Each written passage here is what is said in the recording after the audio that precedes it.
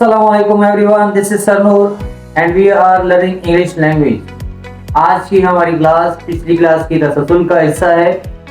पिछली क्लास में हमने समझा था कि प्रेजेंट इंडेफिनिट टेंस किस लिए इस्तेमाल किया जाता है और कहाँ कहाँ यूज़ किया जाता है, यानी कि हमने प्रेजेंट डेफिनेट टेंस के यूजेस को समझा था।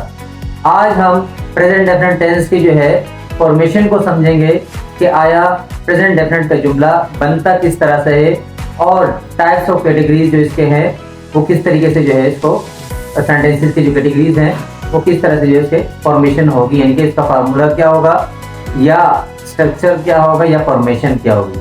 तो इसके लिए हम तीन नाम यूज़ कर सकते हैं कि एक जुमला जो प्रेजेंट डेफिनेट का बनता है बेसिकली, तो आया वो किन बुनियादों पे बनता है। सबसे पहले जो वर्ड आता है वो कौन सा आता है, फिर सेकंड कौन सा आता है, यानी कि स्टेप बाय स्टेप जो फॉर्मेशन है, जो फार्मूला है, तो कौन सी चीज़ पहले, दूसरी, फिर तीसरी, फिर चौथी, इस तरीके से जो है फॉर्मेशन कहलाती है उसकी। तो आया हम जो है आज समझते हैं कि बेसिकली प्रेजेंट डेफिनेट की फॉर्मेशन होती किस तरीके से है। इससे पहले जो है हम ये समझने की ज़रूरत है कि हम ये जानते हैं कि सेंटेंसेस दो किस्म की जो है होती हैं। एक एक्शनल सेंटेंसेस होती हैं जिसमें जो है वर्ब का तस्करा किया जाता है, यानी कि वर्ब उसमें मौजूद होता है। एक्शनल सेंटेंसेस वो कहलाती हैं। नॉन एक्शनल सेंटेंसेस वो कहलाती हैं जिसमें वर्ब नहीं पाया जाता बल्कि स्टेट वर्ब पाया जाता है, जो बेसिकली स्टेटमेंट को जो है हम बयान कर रहे होते हैं। यहाँ पर कोई एक्शनल एक्टिविटी नहीं हो रही होती। तो आइए चलते हैं, देखते हैं। सबसे पहले एक्शनल सेंटेंसेस की हमने बात की, तो एक्शनल सेंटेंसेस की मिसाल कुछ इस तरीके से है। फॉर एग्जाम्पल एक सेंटेंस है, आई फॉरगिव यू, मैं आपको माफ करता हूँ। सही है। तो इस सेंटेंस के अंदर माफ करना एक्शनल है। यहाँ एक्शन क्या हुआ, कोई काम क्या हुआ, माफ किया गया। तो ये जो फर्स्ट सेंटेंस आपको नजर आ रहा है ये बेसिकली एक्शनल सेंटेंस है। क्यों? क्योंकि इसके अंदर वर्ब मौजूद है और काम का होना पाया जाता है। ठीक। सेकंड सेंटेंस हमारे पास है, आई एम अ स्टूडेंट, मैं एक तालिब इल्म हूँ। तो इस सेंटेंस के अंदर जो है बेसिकली कोई एक्शन नहीं हो रहा, कोई काम नहीं हो रहा, जैसे स्टेटमेंट गिवन है, स्टेटमेंट बयान की गई है, कुछ बताया गया है सब्जेक्ट के बारे में।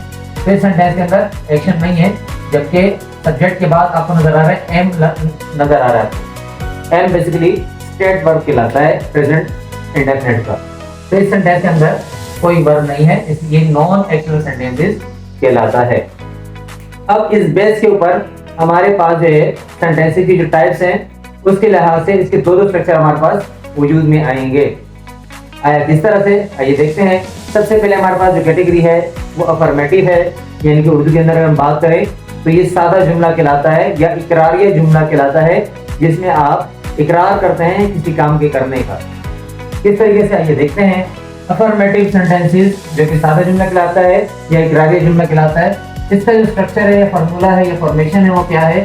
सबसे पहले आपके पास अफर्मेटिव सेंटेंस के अंदर सब्जेक्ट आता है, और सब्जेक्ट क्या होता है ये पिछली क्लास में मैं समझा चुका हूँ, और पिछली क्लास में जो आप मेरी वीडियो इसके बारे में देख सकते हैं क्या है सब्जेक्ट होता क्या है। फिर भी आपको थोड़ा सा बताते चले। सब्जेक्ट बेसिकली एक्शनल सेंटेंसेस के अंदर सब्जेक्ट जो है वो काम करने वाला होता है, यानी कि it is agent to do something. सही है। तो यहाँ पर सब्जेक्ट सबसे पहले इस्तेमाल होगा। इसके बाद सब्जेक्ट के बाद हमारे पास जो सेकंड कैटेगरी है, यानी कि जो second place of a word है वो क्या है, वर्ब है। अफर्मेटिव सेंटेंस के अंदर प्रेजेंट डेफिनेट में वर्ब की फर्स्ट फॉर्म इस्तेमाल की जाती है। तो आया वर्ब की फर्स्ट फॉर्म जो है यहाँ पर इस्तेमाल की जाती है। इसके बाद जो है जो कि एक्शनल है, इसके बाद ऑब्जेक्ट का इस्तेमाल होता है, और ऑब्जेक्ट भी पिछली क्लास में इसका तस्करा किया गया है। तो स्टेप बाय स्टेप जो मैंने वीडियोस बनाई है, तो बराए मेहरबानी वो सारी वीडियोस जो हैं स्टेप बाय स्टेप देखते जाएंगे इंशाल्लाह। तो हर क्लास एक दूसरे से जुड़ी हुई है, तो इस लिहाज से जो है आप सारी वीडियोस स्टार्ट से देखेंगे तो फिर ये सारी बातें आपको समझ में आनी शुरू हो जाएंगी। तो यहाँ ऑब्जेक्ट का इस्तेमाल हुआ है। ऑब्जेक्ट क्या होता है, जो शख्स ऑब्जेक्ट काम करने वाला है वो क्या काम करता है, वो फर्द है, और उसकी काम का असर किस पे होता है या किस पे वो काम कर रहा है, तो वो ऑब्जेक्ट कहलाता है। एक्शनल सेंटेंसेस की मैं बात कर रहा हूँ। ठीक। इसके बाद नॉन एक्शनल सेंटेंस के अंदर जो है बी सब्जेक्ट नजर आएगा आपको, सब्जेक्ट के बाद स्टेट वर्ब होगा। एक्शनल सेंटेंस के अंदर हमारे पास क्या था, वर्ब था। नॉन एक्शन के अंदर क्या है, स्टेट वर्ब है। तो हम प्रेजेंट पढ़ रहे हैं, प्रेजेंट डेफिनेट पढ़ रहे हैं, तो प्रेजेंट डेफिनेट का जो स्टेट वर्ब है वो क्या है, इज, एम, आर। इनके प्रेजेंट के 3 स्टेट वर्ब है, is, M, are.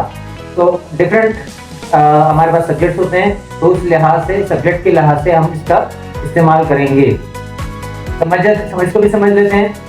For example हमारे पास जो है फर्स्ट पर्सन सिंगुलर और प्लूरल। फर्स्ट पर्सन क्या होता है, जो बात कर रहा होता है, जो मुखातिब होता है आपसे। जैसे कि मैं अभी आपसे बात कर रहा हूँ तो I am a first person, तो मैं अपने लिए अगर बात करूंगा तो आई का लफ्ज इस्तेमाल करूंगा जो कि प्रोनाउन है, और अगर अपने साथ और भी बात करूंगा तो वी का लफ्ज इस्तेमाल करूंगा जो कि प्रोनाउन है बेसिकली।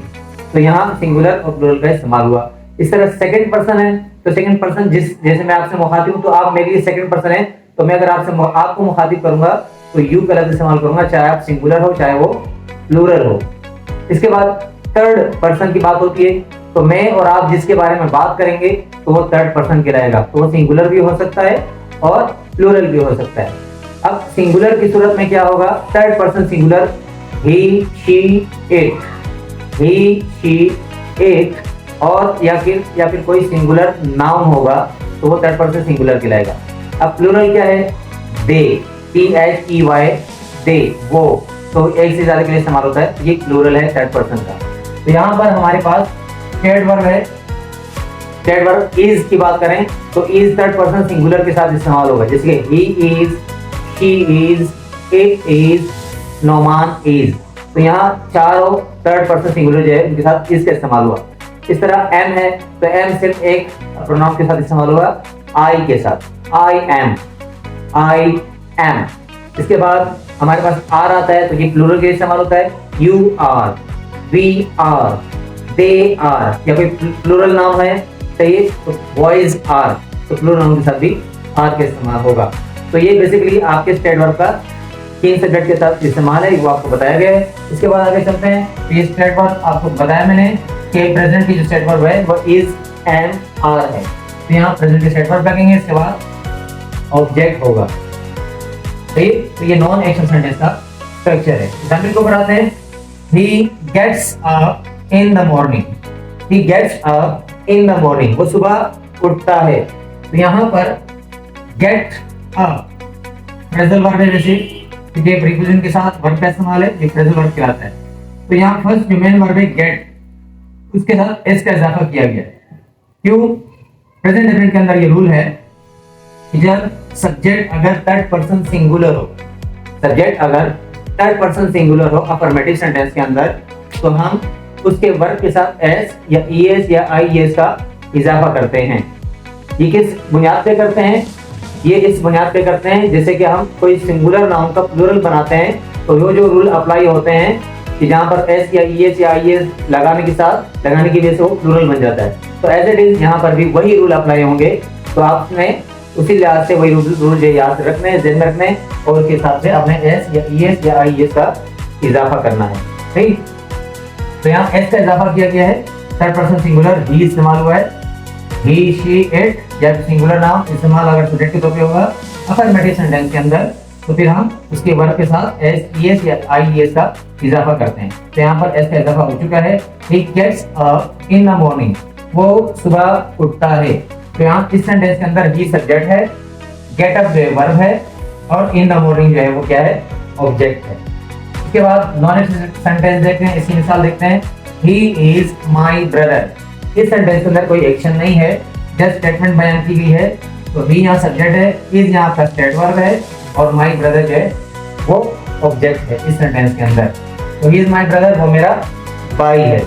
ये अफर्मेटिव सेंटेंस का स्ट्रक्चर कंप्लीट हो गया। इसके बाद नेगेटिव में, यानी कि जिसमें आप इनकार करते हैं, इनकारिया जुमले जो कहलाते हैं, उसका स्ट्रक्चर समझते हैं। तो वो किस तरीके से बनेगा? एज इट इज सब्जेक्ट पहले आएगा, लेकिन यहाँ एडिशन एक चीज की होगी, या तो डू लगेगा या डज लगेगा, और उसके साथ नॉट का इजाफा किया जाएगा, और फिर वर्ब की फर्स्ट फॉर्म इस्तेमाल की जाएगी, और लास्ट में ऑब्जेक्ट होगा। अच्छा जी, डू किसके साथ लगेगा और डज किसके साथ लगेगा, ये सब्जेक्ट तय करता है। यहाँ पर जैसे कि मैंने पिछले अफर्मेटिव में जिक्र किया कि थर्ड पर्सन सिंगुलर, तो इसको अपने रट्टा लगाने की किस्म का याद रखना है इसको कि थर्ड पर्सन सिंगुलर काम आएगा आपको। जब आप नेगेटिव बनाएंगे या आप अफर्मेटिव सेंटेंस बनाएंगे। अगर ये एज अ सब्जेक्ट लगेंगे थर्ड पर्सन सिंगुलर, तो अफर्मेटिव में एस या ईएस या आईएस से इजाफा वर्ब के साथ होगा। ये रूल नंबर 1 है इसका। रूल नंबर 2 क्या है, जब हम इसका नेगेटिव बनाएंगे तो और सब्जेक्ट थर्ड पर्सन सिंगुलर होगा, ही, शी, इट या सिंगुलर नाउन होगा, तो उसके साथ हम डज नॉट लगाएंगे। अदरवाइज अगर कोई और सब्जेक्ट होगा तो उसके साथ हम डू नॉट लगाएंगे नेगेटिव बनाने के लिए। तो यहाँ पर हमारे पास ही सब्जेक्ट था, तो थर्ड पर्सन सिंगुलर है, तो थर्ड पर्सन सिंगुलर के साथ हमने यहाँ पर डज नॉट का इस्तेमाल किया। He does not get up in the morning, वो सुबह नहीं उठता है। ठीक, तो यहाँ डज नॉट का इस्तेमाल फॉर्मूले के हिसाब से हमने किया। इसके बाद नॉन एक्शन सेंटेंस का क्या होगा, सब्जेक्ट के बाद स्टेट वर्ब होगा, स्टेट वर्ब के बाद हम नॉट का सिर्फ इजाफा कर देंगे, बाकी कोई इसके अंदर डू डज वगैरह नहीं लगेगा क्योंकि यहाँ पर वर्ब मौजूद नहीं है, स्टेट वर्ब है। तो हम सिर्फ नॉट लगा देंगे तो ये नेगेटिव बन जाएगा इसका। इस तरीके से हमारे पास अफर्मेटिव सेंटेंस था, ही इज माई ब्रदर, इसका नेगेटिव बना रहे हैं he is not my brother. तो यहाँ सिर्फ नॉट का इजाफा करने से क्या हो गया, तो जुमला जो है फॉर्म चेंज हो गई, ये नेगेटिव में चला गया। तो ये अफर्मेटिव और नेगेटिव आपको यहाँ क्लियर हुआ। आते हैं नेक्स्ट जो कि इंटरोगेटिव सेंटेंस कहलाता है। As you know that types of sentences, जो मेरी वीडियो है वो आप वहाँ पर जरा इसको थोरली इसको जो है देख लीजिएगा, समझ लीजिएगा, फिर ये सारी चीज़ें आपको समझ में आ जाएंगी। इंटरोगेटिव सेंटेंस के अंदर हम सवाल करते हैं, क्या करते हैं, सवाल करते हैं, क्वेश्चन करते हैं।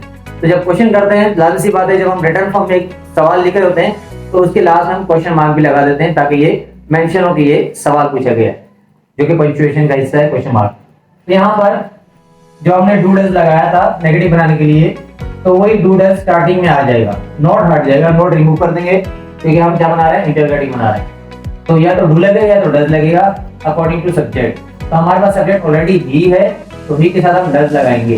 Does he get up in the morning, इनके बाद की फर्स्ट फॉर्म आ जाएगी, फिर ऑब्जेक्ट आ जाएगा और लास्ट में क्वेश्चन मार्क लग जाएगा। Does he get up in the morning, क्या वो सुबह उठता है। तो यहाँ सवाल बन गया, सवाल आप पूछ रहे हैं। ठीक, तो ये जो इंटरोगेटिव है ये सिंपल इंटरोगेटिव है। एक दूसरा कहलाता है रियल इंटरोगेटिव। रियल इंटरोगेटिव वो सेंटेंसेस होते हैं जो WH से यानी कि इंफॉर्मेटिव वर्ड से जो है क्वेश्चन हम बना रहे होते हैं। Where are you going, where are you, सही, इस किस्म के। व्हेन, हाउ, वेयर, तो इस तरह के अल्फाज होते हैं, ये इंफॉर्मेटिव वर्ड्स कहलाते हैं। इसके ऊपर भी एक वीडियो बनाएंगे इंशाल्लाह। और ये जो वर्ड्स होंगे इससे अगर कोई सवाल बनता है तो वो रियल इंटरोगेटिव कहलाएंगे। फाइनल यहाँ हमने हेल्पिंग वर्ड से जो है ये सवाल जुमला बनाया है, तो इसको हम सिंपल इंटरोगेटिव कहते हैं। ठीक, यहाँ पर does he get up early, does he get up in the morning, last में क्वेश्चन मार्क लगा दिया है, क्या वो सुबह उठता है। सही है, तो नॉन एक्शन का क्या होगा, नॉन एक्शन जो स्टेट वर्ब होगा वो स्टार्टिंग में आ जाएगा, यानी कि इज हमारे पास स्टेट वर्ब था तो हम शुरू में लेकर आ गए इज और सब्जेक्ट को बाद में लेके चले गए। इज ही माई ब्रदर और लास्ट हमने इसका क्वेश्चन मार्क लगा दिया। इज ही माई ब्रदर, क्या वो मेरा भाई है। तो यहाँ पर इसका क्या बना, सवाल जुमला बन गया। इसके बाद बहुत सारे ग्रामर हैं जो कि ये वाली काइंड जो है नहीं बताते या नहीं समझाते, बेसिकली अलग ये इसका इस्तेमाल होता है हमारी लाइफ के अंदर, तो ये सेंटेंस को भी हम समझ लेते हैं। इसको हम कहते हैं इंटेरोनेगेटिव। इंटेरोनेगेटिव, इसके अंदर सवाल भी पूछा जाता है और मना भी किया जाता है, इनकार भी किए जाते हैं, इनके नेगेटिविटी भी इसके अंदर होती है। किस तरीके से, आइए समझते हैं। Do does as it is, वही ऊपर वाला फॉर्मूला सेम टू सेम उतार लेंगे, सिर्फ तब्दीली कराएंगी, सब्जेक्ट के बाद नोट कलर्स का इजाफा कर दिया जाएगा। ठीक, डू या डज के बाद सब्जेक्ट लगेगा, सब्जेक्ट के बाद नोट लगेगा जो कि इजाफी है, और फिर वर्ब की फर्स्ट फॉर्म आएगी, फिर ऑब्जेक्ट लगेगा और फिर लास्ट में क्वेश्चन मार्क लगेगा। क्योंकि ये इंटेरोनेगेटिव है, सवाल भी इसलिए सवाल निशान भी लगाएंगे। इसी तरह स्टेट वर्ब जो नॉन एक्शनल है उसका ये स्टेट वर्ब शुरू में आ जाएगा, फिर सब्जेक्ट होगा और सब्जेक्ट के बाद फौरन नोट कलर इस्तेमाल कर लेंगे और उसके बाद ऑब्जेक्ट आएगा और फिर जो है लास्ट में क्वेश्चन मार्क लगेगा। एग्जाम्पल क्यों बताते हैं, does he not get up in the morning, क्या वो सुबह नहीं उठता है। तो इस तरीके से भी कुछ जुमले होते हैं जिसमें हम ये बात कर रहे थे कि क्या वो नहीं उठता है, क्या वो सुबह नहीं उठता है। तो ये भी इस किस्म के भी सवाल हम पूछ रहे होते हैं अपनी लाइफ के अंदर, डेली लाइफ के अंदर। ठीक, इसके बाद नेक्स्ट है नॉन एक्शन का, is he not my brother, क्या वो मेरा भाई नहीं है। तो इस तरह के भी सवाल आप सुन रहे होते हैं मुख्तलिफ मौकों पर। तो ये इंटरोनेगेटिव हो गया। इसके बाद एक और इसका टाइप है जो कि सिर्फ और सिर्फ प्रेजेंट के अंदर यूज किया जाता है, इसको हम कहते हैं इंपेरेटिव सेंटेंस। आया इंपेरेटिव सेंटेंस के अंदर क्या होता है, बेसिकली इंपेरेटिव सेंटेंस में हम या तो ऑर्डर कर रहे होते हैं किसी को सॉरी ऑर्डर कर रहे होते हैं या फिर जो है रिक्वेस्ट कर रहे होते हैं। तो ऑर्डर सेंटेंसेस या रिक्वेस्ट सेंटेंसेस वो इंपेरेटिव सेंटेंस कहलाता है। ऑर्डर सेंटेंस की पहचान क्या है, इसमें सब्जेक्ट नहीं होता, इसमें डायरेक्ट वर्ब से स्टार्ट हो जाते हैं, वर्ब की फर्स्ट फॉर्म से स्टार्ट हो जाता है, जो कि आपके यहाँ सेक्शन में लिखा हुआ है। वर्ब की फर्स्ट फॉर्म होती है, इसके बाद ऑब्जेक्ट होता है। इसकी मिसाल कैसी है, कम हियर, यहाँ आओ। तो इस सेंटेंस के अंदर क्या है, सब्जेक्ट नहीं है, सब्जेक्ट अंडरस्टूड है कि आपसे ही मुखातिब है, आप कोई ऑर्डर कर रहे हैं, तो यहाँ पर सब्जेक्ट लगाने की जरूरत नहीं पड़ती। यहाँ कम हियर ये ऑर्डर सेंटेंस है। इसी तरीके से अगर रिक्वेस्ट की बात करते हैं तो प्लीज या फिर काइंडली का लफ्ज इस्तेमाल होता है और उसके बाद कॉमा लग जाता है, और फिर बाद में इसका वर्ब की फर्स्ट फॉर्म में इस्तेमाल की जाती है और फिर ऑब्जेक्ट इस्तेमाल किया जाता है। तो ये रिक्वेस्ट के सेंटेंसेस कहलाएंगे। प्लीज या काइंडली का वर्ड शुरू में लगेगा, उसके बाद वर्ब की फर्स्ट फॉर्म होगी, फिर जो है ऑब्जेक्ट आएगा। जैसे हमने कहा कम हियर, तो अगर रिक्वेस्ट के फॉर्म में कहेंगे please come here, kindly come here, तो यहाँ पर इस सेंटेंस में हम रिक्वेस्ट कर रहे हैं। अब ये तो ऑर्डर करने के हवाले से बात हो गई और रिक्वेस्ट करने के हवाले से बात हो गई। अब ऑर्डर देने मना करने के लिए कि ये नहीं करो, ऐसा नहीं करो, ठीक है, तो इसलिए हम क्या इस्तेमाल करते हैं, शुरू में आपका क्योंकि प्रेजेंट है तो डोंट से शुरू हो जाएगा। मना करने के हम डोंट का इस्तेमाल करते हैं प्रेजेंट के अंदर। Don't come here short form के अंदर, डू नॉट वैसे फुल फॉर्म है, डोंट शॉर्ट फॉर्म है। डोंट कम हियर, यहाँ नहीं आओ, तो ये ऑर्डर कर रहे हैं। इस तरह रिक्वेस्ट के मामले में बात की जाए, प्लीज डोंट कम हियर, बराए मेहरबानी यहाँ नहीं आए, तो यहाँ रिक्वेस्ट फॉर्म में मना किया जा रहा है। पहले वाले फॉर्म में क्या है, ऑर्डर फॉर्म में मना किया जा रहा है, और सेकंड वाले सेंटेंस के अंदर रिक्वेस्ट फॉर्म के अंदर मना किया जा रहा है। तो बेसिकली ये हमारे पास टोटली फॉर्मेशन है प्रेजेंट इंडेफिनिट टेंस की, और इस लिहाज से जो है हमारे पास जो है अफर्मेटिव, नेगेटिव, इंटरोगेटिव, इंटरोनेगेटिव, इंपेरेटिव, यानी कि 5 हमारे पास जो है इसकी कैटेगरीज आ गई फॉर्मेशन के हवाले से, जो कि प्रेजेंट इंडेफिनिट टेंस की फॉर्मेशन है। आज की क्लास यहीं तक खत्म करते हैं। फॉर्मेशन आपने जो है प्रेजेंट इंडेफिनिट की समझ ली, सारे फार्मूले को समझ लिया। अब इन फार्मूले को आपने बाय हार्ट याद करना है, ताकि जो है आप इसके जुमले बना सकें, और कोई अगर जुमला आपको दिया जाए तो आप उसका नेगेटिव बना सकें, इंटरोगेटिव बना सकें, नेगेटिव बना सकें, या फिर इंपेरेटिव सेंटेंस बना सकें, या फिर अफर्मेटिव सेंटेंस बना सकें। ठीक, तो आज तक की क्लास यहीं तक रखते हैं। अल्लाह हाफिज।